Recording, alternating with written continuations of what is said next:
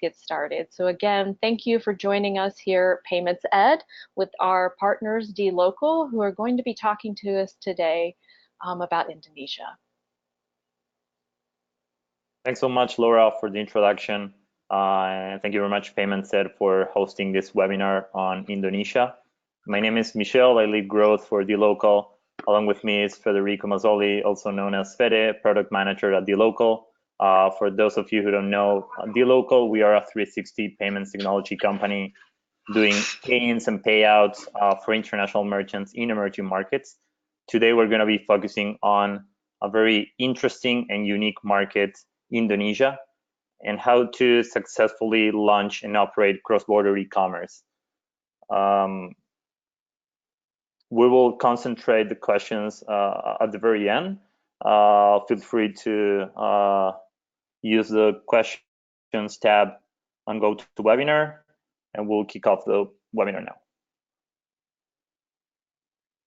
So quick overview on the agenda. We'll be talking about the payments landscape and the e-commerce landscape in Indonesia, discuss the different relevant payment methods and the flow for the most important ones, and finally, a few tips on how to successfully launch payments cross-border in Indonesia.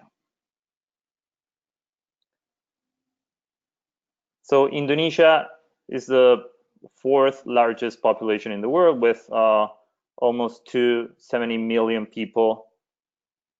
Although it's a huge population, it's a very small market in terms of retail sales and e-commerce. Only 3% of all the retail sales are concentrated in e-commerce.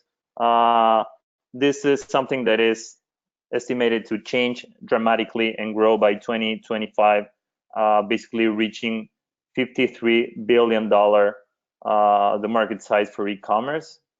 Bank penetration is about half of population, and the credit card penetration is very, very low, hardly reaching 3%.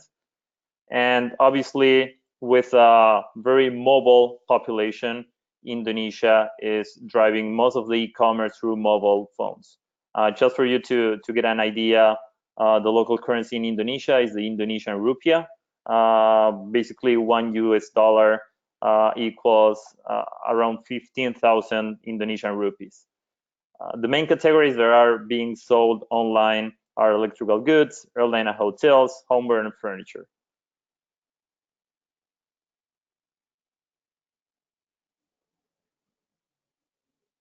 So as we said, the e-commerce market is expected to grow dramatically, and it's been growing dramatically over the past few years.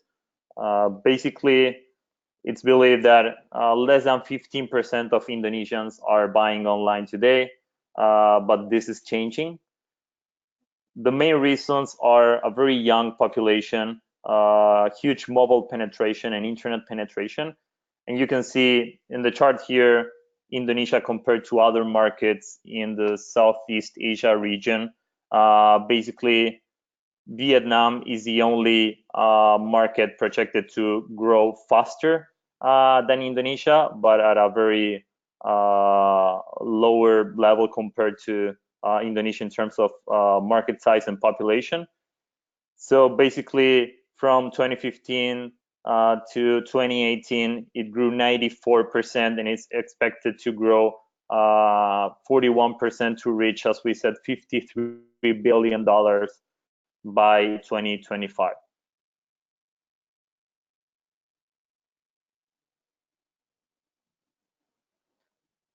So as we said, Indonesia is a very unique market in the sense of starting with its geography, with over 13,000 islands stretched across 1,800 miles or 13,000 kilometers, and a lot of people living in very remote areas, and even without a formal address. Also, the main Chinese companies, Tencent, Alibaba, are backing a lot of local champions that are basically battling for the e-commerce market share. And it is expected that tier 2 and tier 3 cities will become very important for the e-commerce market in the next few years. It's very important to know that fraud, it is a nightmare in Indonesia, and it is very important to take all the measures in order to be protected and to do a successful launch without being dramatically hurt by fraud in Indonesia.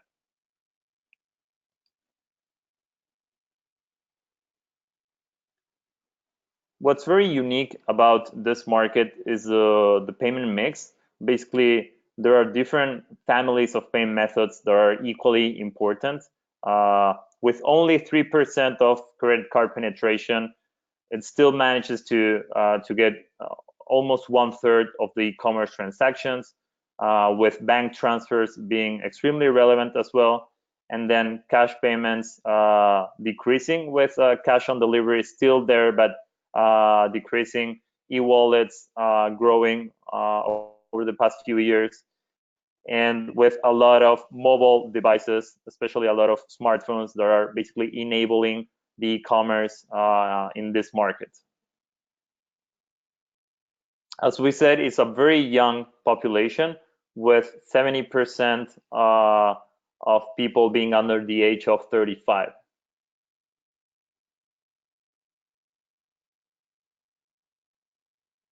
So let's talk through the different payment methods, and I'm gonna hand it over to Fede. Thanks, Mitch. So as Michelle just said, the payment mix is pretty even in Indonesia. There are no clear winners. There's no clear payment method that dominates them.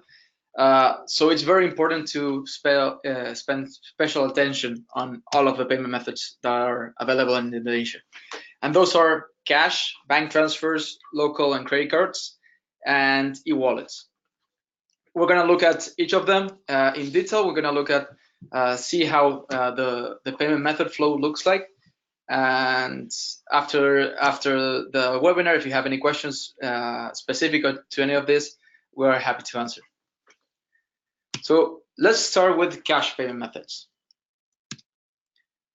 So around 16% of online transactions are actually paid in cash.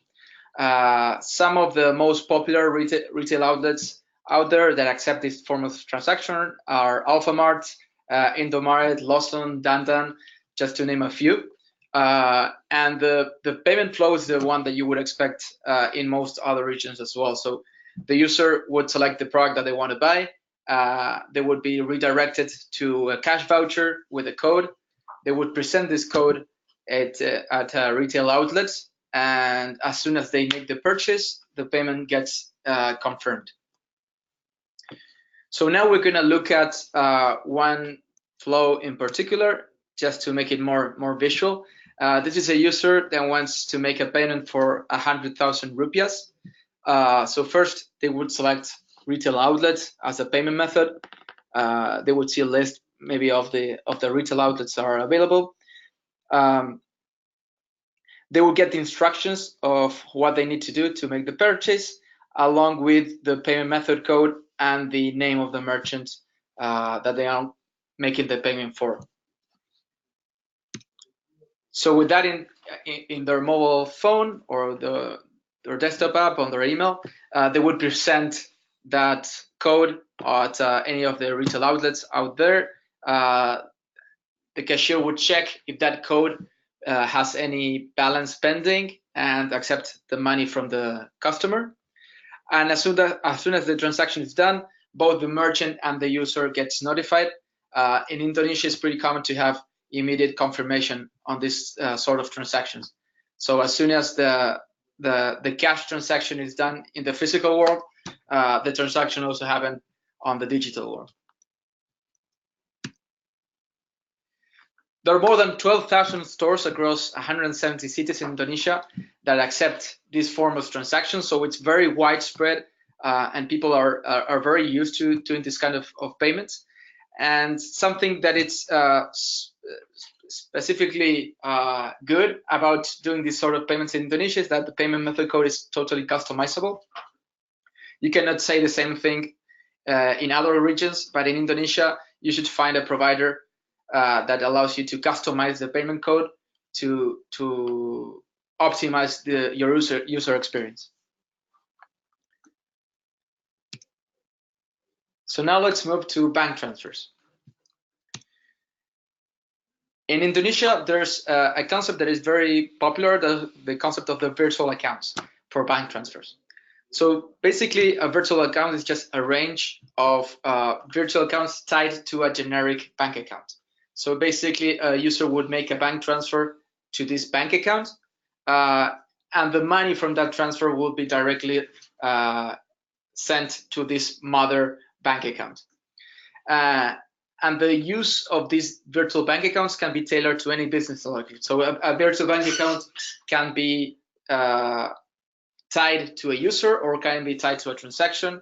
You can, depending on your business needs, you can choose how to benefit from this very flexible solution. A great benefit of virtual bank accounts is that it makes conciliation super easy. So as soon as you get the payment, you see from which virtual bank account that payment was made. So it's very easy to tie that to the transaction in your system. So this solution is supporting all major banks in Indonesia. So just to name a few: BCA, BNI, Bank BRI, Mandiri. These are the biggest banks in Indonesia. So you're not leaving any big banks behind by choosing this solution. So now let's look at the payment flow, how it looks. So at checkout, the user would select bank transfer as a payment method, and they would select which bank account, where do they have a bank account, let's say BNI, for example. And as soon as they do that, they will see the instructions to make this payment. So usually the user needs to go to their home banking site and log in. They would do something like this. And once they are logged into their home banking site, they would add a new beneficiary with this virtual bank account that it looks just like any bank account number, and will make the transfer to that account. And as soon as the transfer is made, the merchant and the user gets notified that the transaction was made.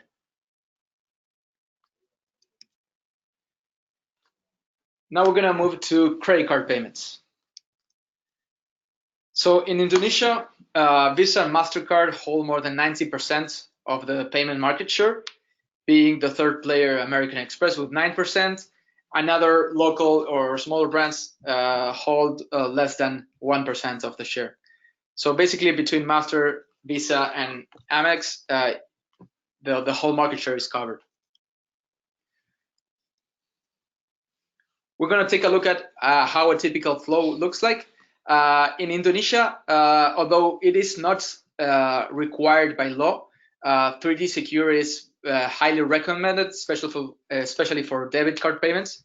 So now we're going to take a look at a flow using 3D Secure.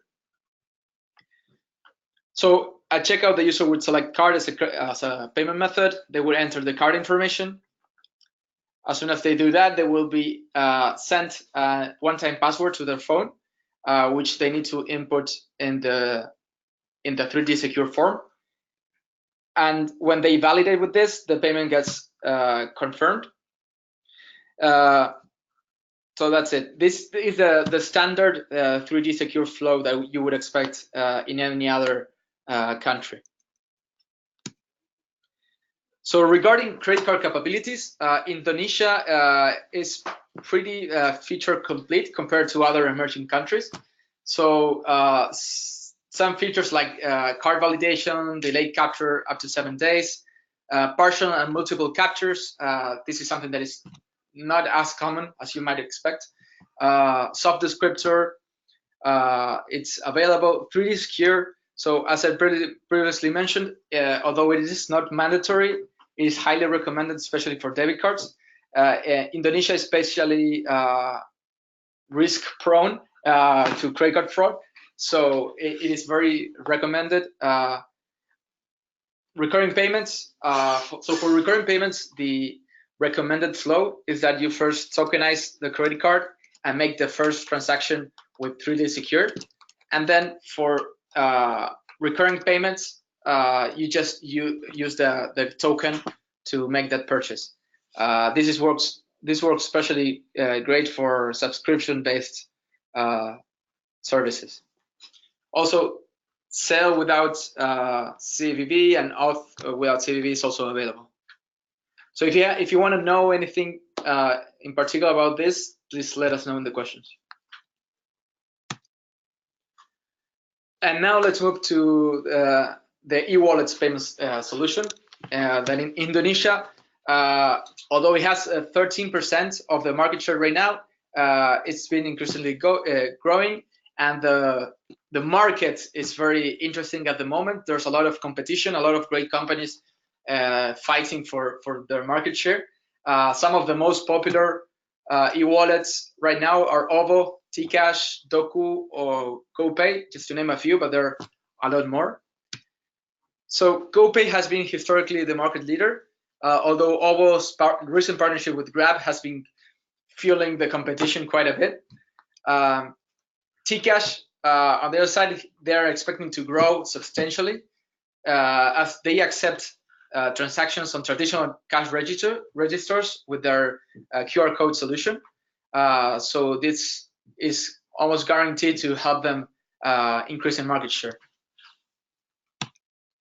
And our players are like TBank, Uniku, T-Money. There are a lot of players, a lot of good competition, just helping improve the user experience. So now let's look at the flow. In this case, we're specifically going to look at a flow of the OVO wallet, but they are all along the same lines. So in this case, the user will select e-wallet as a payment method and input their phone number. As they click pay, they will be prompted to continue the transaction on the mobile app. So the user will have a mobile app from OVO in this case. So the mobile app will automatically ask the user to validate the transaction. So they get a push notification with the transaction. They need to enter their PIN code.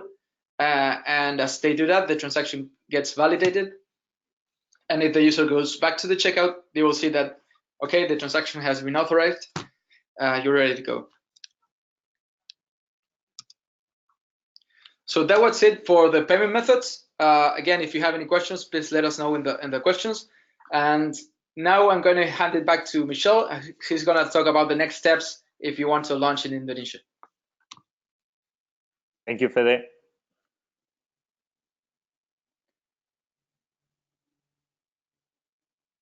So let's review a few tips on how to successfully launch e-commerce in Indonesia in a cross-border fashion.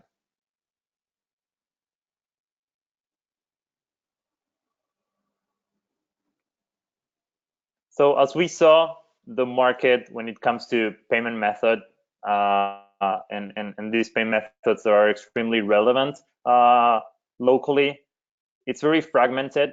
So it'll be very advisable to find a solution that will give you access to all these 20 relevant payment methods with only one effort, with one integration. Bear in mind that the card penetration is very low, that if you are planning on entering the market with an international acquiring only, it will not be enough, it will not be successful. You will not be reaching the bulk of the population. And obviously, getting all these locally relevant payment methods will give you access to, as we said, tier 2 and tier 3 cities across Indonesia. Obviously, the solution needs to be fast because the competition is very aggressive right now. So it's better to launch and experiment fast rather to wait.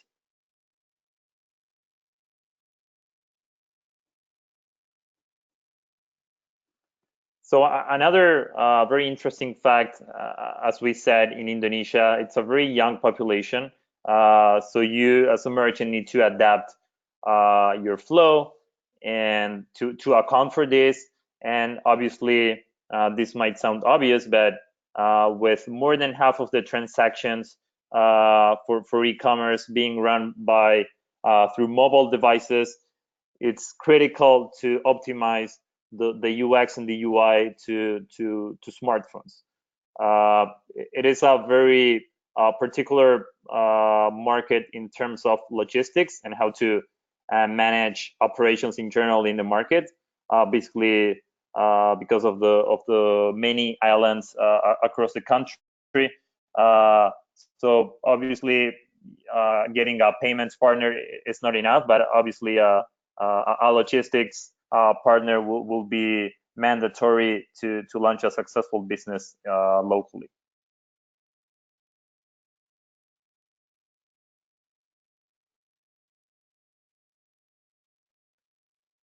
Also, it is important to find the right partner to avoid all the currency fluctuations. For example, last year it fluctuated around 10%, the Indonesian rupee. So in order to avoid any hits, it's good to have a local expert. So continuing to the next slide.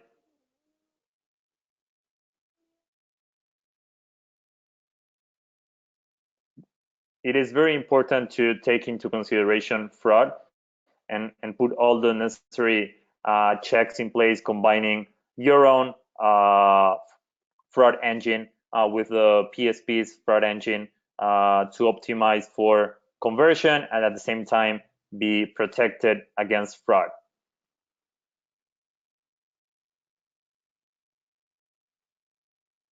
So that's all for now. Hope you learned a few relevant tips from launching a successful e-commerce in Indonesia. And now we'll move on to the questions. Thanks, gentlemen. That was really helpful information. I was flabbergasted myself to learn the geography of Indonesia. I had no idea it was that many islands. That's crazy. That was really shocking to me. And then to see the growth projected for Indonesia, and I think you're right. The younger population probably definitely has something to do with that. So thank you guys for that great information. So we had some questions come. We have some questions coming in. So we'll just go ahead and get started. Can you mentioned this, but I see somebody's requested. Can you cover off again on 3DS? Is it mandatory in Indonesia or not? So I'm going to take that. So no, it's not mandatory, although it is highly recommended. So for credit cards in particular, acceptance rates will slightly improve, around 2 or 3 percentage points. But in the case of debit cards, the change can be up to 40 to 50 percentage points increase if you do the payment with 3DS. So it is highly recommended, especially for debit cards. So you mentioned the fraud problems there. Can you tell us a little more about that? What kind of fraud problems you're seeing?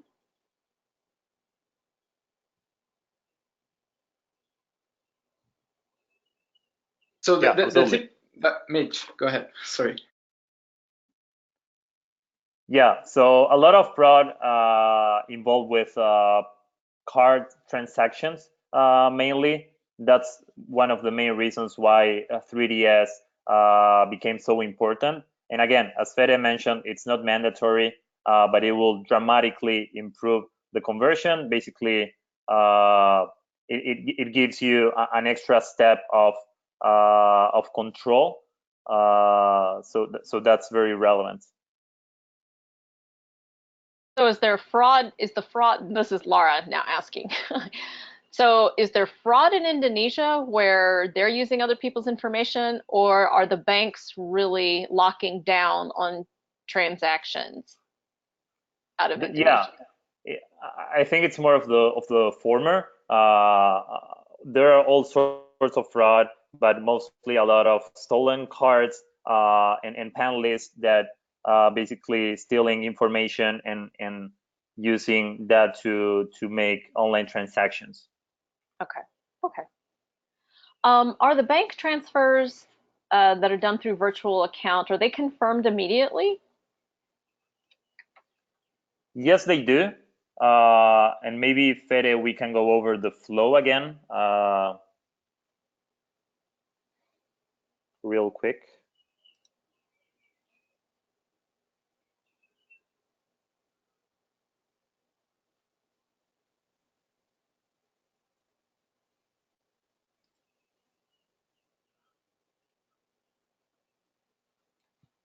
Sorry, I was muted. So as soon as the user makes the payment, the transaction gets approved, and what makes this possible are the virtual accounts. So by tagging every transaction that is received to this, let's say, main bank account with the virtual account that it came through, it is very easy to make the conciliation there. So it's very easy to recognize from which transaction was this transfer coming from. So that allows to make immediate confirmations in bank transfers. Great. Thank you for running through that again. Is Indonesia, here's another 3DS question. Is Indonesia moving into 3DS 2.0?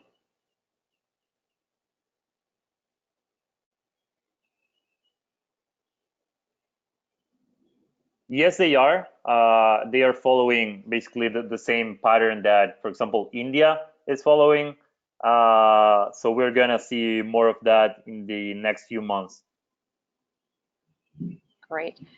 Do you know if e-wallets can be used for recurring payments, i.e. subscription services?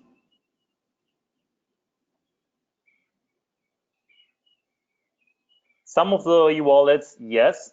It really depends on the capabilities and the features supported by each of those. For example, in the case of OVO, they do support recurring transactions, and basically they will get the user to authenticate with an OTP the first time, and then it will be just a recurring flow without any interaction from the user whatsoever.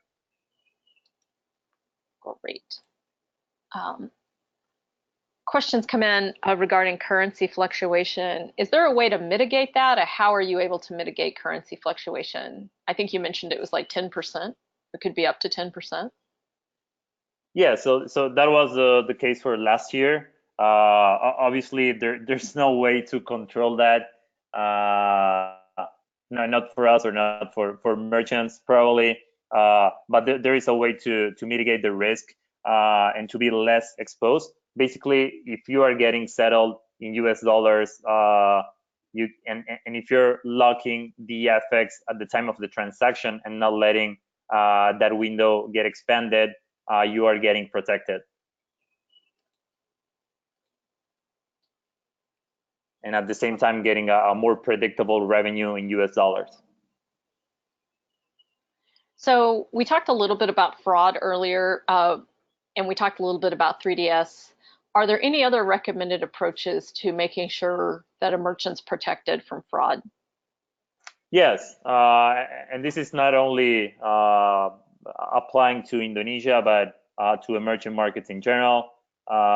Get as much information from the user as possible to be able to run this information through different tools, either internal tools, as we said, the merchant's internal fraud engine, plus the different PSPs rules, combining with artificial intelligence, machine learning, different third-party tools that are out there to be used using the IP, the email address, the amount of the transaction. So yes, nothing in particular for Indonesia, but a lot of the same strategies that are used throughout the emerging markets. Great, thank you. Is the e-wallet product only available in Indonesia, or is it for the whole APAC region? So most of these wallets are local to Indonesia, at least the main wallets. There might be a few exceptions with the minor ones, but the top four that we mentioned are only available locally in Indonesia. Great. Another 3D secure question. How is it that improves conversion? 3DS generally reduces conversion rates. Right. So obviously, from an end-to-end perspective, it adds more friction to the flow. But if, for example, for debit cards, based on the numbers that we have, without 3DS, end-to-end conversion is around 16%. And when you basically enable 3DS, it goes up to 80%. So by ensuring that you are using 3D Secure, you make issuing banks more comfortable and conversion rates will skyrocket. And this is, again, for credit cards, we haven't seen a major lift, but for debit cards is crucial. Great, thanks for the clarification there. You mentioned that some people do not have formal addresses. So if they don't, how are they receiving shipped items from e-commerce merchants that are, selling actual goods, hard goods? That's a very good question. They, instead of using formal addresses, they use references like informal addresses like across this landmark or this park or this church. It may sound crazy, but it is the way it works. And also people use some of the convenience stores to ship their stuff there and then go and pick it up. I'm glad that question came up because I was wondering the same thing, and I was curious, like thinking, wow, that would be an interesting problem to solve. And I had wondered about like the Amazon lockers and convenience stores, et cetera, and wondered if that was something that was being deployed there. Yes, correct. It's a very similar approach. We're either using these convenience stores or, again, by describing the house without getting a formal address, you manage to also get things shipped to your home. Oh, yeah, that's interesting. I'm just remembering when I was a merchant, and how on earth do you possibly, I mean, an address line 1 or 2, right? I mean, there's, because in the United States, as everybody knows, obviously we use like post office correcting stuff. So I can see that Yeah. could be that could be challenging to your systems if you're trying to figure out how to put, stop at the house where you see 2 post boxes listed, right? Or something. I can see that would be challenging. Right, and one of the recommendations is for merchants to include an instructions field in the checkout process in order for people to be able to describe it properly. Great point. Thanks for that great question, Lane. Can you tell us more about this partnership with logistics players in Indonesia? Yes, obviously we are not experts in logistics, only in payments, unfortunately. But we do know a lot of companies are handling that, and it'll be easier for a merchant to contract with one of these companies instead of trying to reinvent the wheel. And we are happy to, after the webinar, if you have any particular needs, you can contact us and we can put you in touch with one of these providers. Perfect. Well, I want to thank everyone. This was great information. I certainly learned a lot, and I hope you all did as well. Just a reminder, you will get a copy of the webinar, a link so that you can hear the replay, as well as a copy of the deck. Look for those by close of business on Friday. And we hope to see you all in San Francisco, August 5th through 7th, where we will be for our 2019 forum. We have a lot of great content shaping up beautifully. And of course, San Francisco is a great place to visit. So everyone, have a great rest of your day, and we'll catch you next month. Thanks so much.